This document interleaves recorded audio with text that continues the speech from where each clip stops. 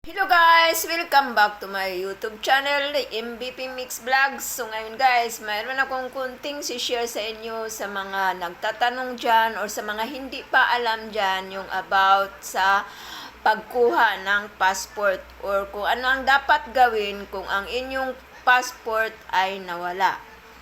So ngayon guys, based sa aking nalalaman or sa aking nasagap na mga information, guys, kung mayroon kayong old passport na tapos nawala na, ay dapat huwag kayong kumuha ng panibagong passport.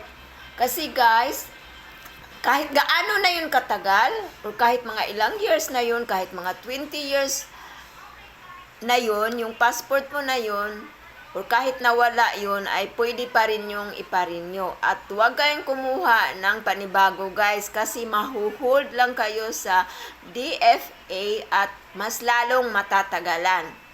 Kung sakaling guys, if ever na nawala yung passport nyo, or hindi nyo rin na-record o hindi nyo alam ang number sa passport na nawala, ay pwede nyo yang ipahanap sa computer doon mismo sa DFA. Kasi siyempre hindi nyo yun ma-renew kasi hindi mo alam yung number.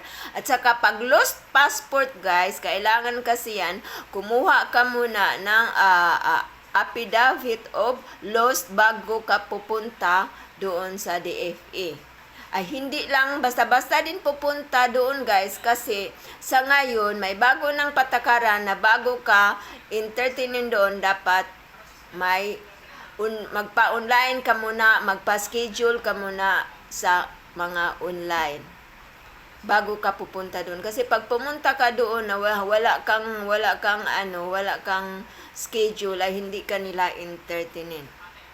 So ngayon guys, ganito lang muna ang ma-share ko sa inyo bilang payo sa inyo, na kung halimbawa na wala ang passport nyo, huwag kayong kumuha ng panibagong passport kasi mas mahaba ang proseso at may tendency pa na mahuhold kayo at mas lalong matagalan ang pagkuha nyo ng passport. Mas mabuti pa guys na iparenew nyo na lang yung passport nyo na old passport, or kahit na wala man siya, pwede pa rin siya ninyo iparenew.